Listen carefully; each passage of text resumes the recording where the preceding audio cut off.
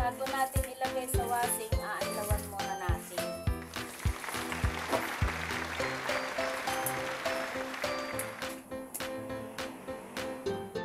Maglalagay na tayo ng sabon. Woo!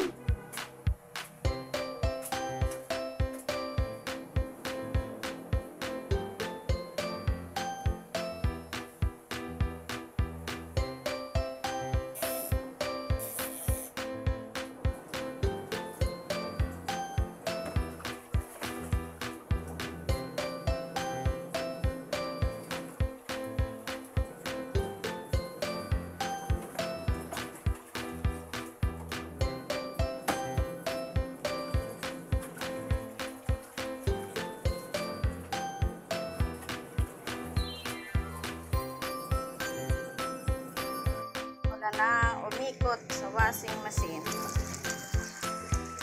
Dalawa pala yung washing ko. Ayan.